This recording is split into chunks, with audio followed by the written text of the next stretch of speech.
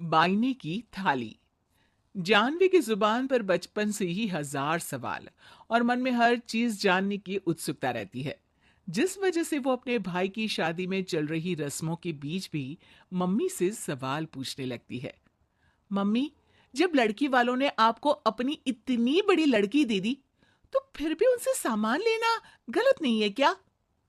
इस पर कोई भी जानवी की बात का जवाब नहीं दे पाता और उसे इग्नोर करते हुए रस्में निभाते रहते हैं। शादी संपन्न होती है और भाभी घर आ जाती है, जिसके बाद जानवी के सवालों का सिलसिला अब भाभी के साथ शुरू होता है। भाभी, मुझे आज तक एक बात समझ नहीं आई। हमेशा सारे बलिदान वाले काम लड़कियां ही क्यों करे? मतलब अपना घर, परिवार, दोस्त, पुरानी जिंदगी सब कुछ छोड़ लड़कियां ससुराल आए, फिर वहां सबका दिल जीतने की कसरत भी वही करे। और लड़कों का क्या? बस तैयार हुए, दूल्हे बने और दोबारा अपने घर आकर बैठ गए। दीदी, मैं ससुराल में हूँ। जवाब कंट्रोवर्शियल हो जाएगा, इसलिए आप अपने ये दुनिया हिलाने वाले सनसनीखेज सवाल अपने पति से करना। क्या पता वो जवाब दे पाए। भाभी की बात पर हंसते हुए जानवी वहां से चली जाती है। कुछ दिनों बाद उसकी शादी कबीर से हो जाती है।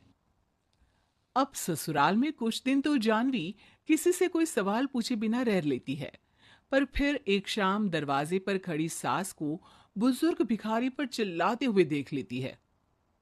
अरे मुझे पता है, तुम सबके पास खूब पैसा होता है, पर फिर भी हम जैसे शरीफ लोगों को परेशान करना होता है। और फिर जब कोई पैसे ना दे तो तुम उसका खून भी कर देते हो। क्रिमिनल होते हो तुम सबके सब। अब जाते हो यहां से या पुलिस को बुलाऊं? ये सब देख अब जानवी खुद को रोक नहीं पाती। मम्मी, वो आपसे भीख नहीं, खाने की मदद मांग रहे हैं और आप उन पर इस तरह से चिल्ला नहीं सकती। आखिर ये भी तो एक इंसान है, और वो भी आप और मुझसे उम्र में बहुत बड़े। बाकी किसी चीज का नहीं तो कम से कम उनकी उम्र का ही ख्याल कर लीजिए। बहू का ऐसा रूप देख सास को तो जैसे शौक ही लग जाता है। जानवी भिखारी को खाना देकर वहां से भेज देती है, लेकिन इसके बाद से ही सास का उसके प्रति रवैया बदल जाता है। मुझे तो लगा था बहुत शांत बहू लेकर आई हूं, पर यह तो पूरी ज्वालामुखी निकली। अरे इतने दिनों से ये रंग क्या एक भिखारी के सामने अपनी सास की इज्जत उतारने के लिए छुपा कर रखे थे? और कौन से रंग बदलना सिखाकर भेजा है तेरे माँ बाप ने तुझे? मम्मी जी, रंग का तो पता नहीं, लेकिन मेरे मम्मी पापा ने मुझे हर ढंग में गलत के खिलाफ खड़ी होना जरूर सिखाकर भेजा है। बहू का जवाब सुन सास गुस्से में वहां से चली जाती है, जिस पर पीछे खड़ा सब कुछ सुन रहा कबीर जानवी के पास आता है। जानवी, मैं मानता हूं तुमने जो किया अच्छे के लिए किया, पर मम्मी से ऐसे नहीं बोलना चाहिए था। अब उन्हें मनाने की जिम्मेदारी तुम्हारी ही है। पर मैं कैसे? मुझे तो कुछ भी पता नहीं है। तो उसके लिए मैं हूं ना। कुछ दिनों में ही सकट का त्योहार आ रहा है। तुम बस बायने पर मम्मी को देने के लिए एक सुंदर साड़ी ले आना, तुम्हारा काम बन जाएगा। ये कहकर कबीर वहां से चला जाता है, लेकिन व्रत और त्योहारों से अनजान जानवी कंफ्यूजन में वहीं खड़ी रह जाती है, जिस पर वो भाभी को फोन लगाकर सारे व्रत और उनके महत्व समझती है। और उन्हें जानने के बाद वो बाइनी की साड़ी तो खरीद लाती है, लेकिन इसी के साथ उसके मन में अब नए सवाल पैदा होने लगते हैं। इसी तरह सकट के व्रत का दिन भी आ जाता है।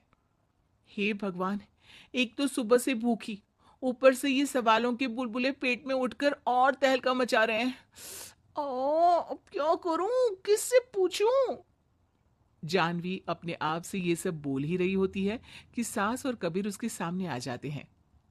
बायने और पूजा की सब तैयारी कर ली? हाँ जी, वो तो कर ली, पर क्या पर? फिर कोई सवाल है?